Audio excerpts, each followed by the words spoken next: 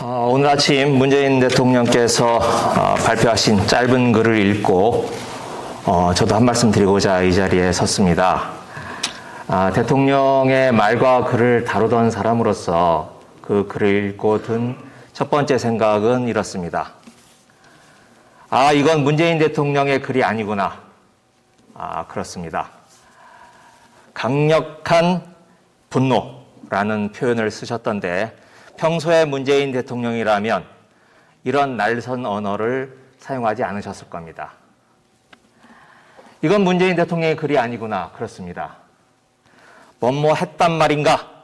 라고 추궁하듯이 의문문을 쓰셨던데 평소에 문재인 대통령이라면 이런 공격적인 의문문을 쓰지 않으셨을 겁니다. 이건 문재인 대통령의 글이 아니구나. 그렇습니다. 사과를 요구한다 라고 하셨던데 아무리 낮은 사람이라도 존대어를 쓰지 이처럼 평어를 쓰지는 않으셨을 겁니다.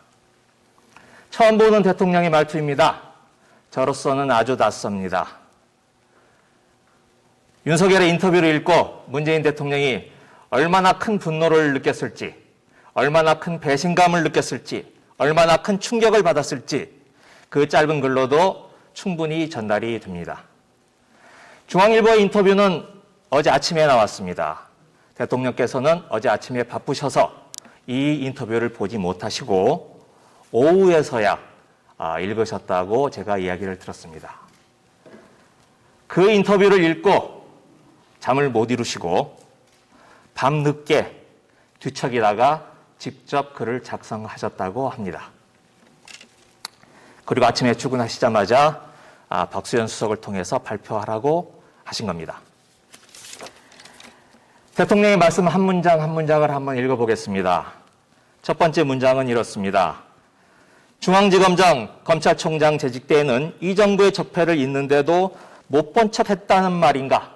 라고 물으셨습니다. 도대체 문재인 정부에서 털끝만큼이라도 미심쩍은 부분이 있었습니까? 만일 있었다면 윤석열이 가만히 있었겠습니까? 원전 수사, 울산 수사, 노골적으로 문재인 대통령을 향해서 청와대를 향해서 칼끝을 겨눴던 게 누구입니까? 오히려 자신의 비리, 장모의 비리, 부인의 비리를 감추고 수단과 방법을 가리지 않고 조작했던 건 그게 바로 윤석열 아니었습니까? 본부장 비리, 패밀리 비즈니스를 운영했던 게 윤석열 아니었습니까? 대통령은 두 번째 문장에서 없는 적폐를 기획사정으로 만들어내겠다는 것인가? 라고도 물으셨습니다. 그렇습니다. 윤석열은 없는 적폐를 만들어내겠다는 겁니다. 전국의 검찰에게 지금부터 문재인 대통령을 수사해서 탈탈 털어서 먼지가 안 나면 조작을 해서라도 먼지를 만들어내라 라고 수사지휘권을 발동한 겁니다. 전국 2천여 명의 검사에게 긴급 수사 명령을 발동한 겁니다. 또 한동훈을 서울중앙지검장을 시키겠다고 했습니다. 그건 뭘 말하는 겁니까? 전국의 검사에게 한동훈에게 보고하고 한동훈에게 줄을 서라. 한동훈의 말이 내 뜻이다. 이렇게 선포를 한 겁니다. 이명박이 우병우를 내세워서 노무현 대통령을 쳤듯이 윤석열은 한동훈을 내세워서 문재인 대통령을 치겠다는 노골적인 선전포고입니다. 또 이런 말은 자신에게 윤석열에게 불리한 수사는 검찰이 손을 떼라 라고 하는 경고로도 들립니다. 도이치모터스의 권오수 회장 입을 닫게 하고 윤석열을 죽일 수 있다는 김만배의 카드 그 손을 꽁꽁 묶어놔라 라고 하는 메시지입니다.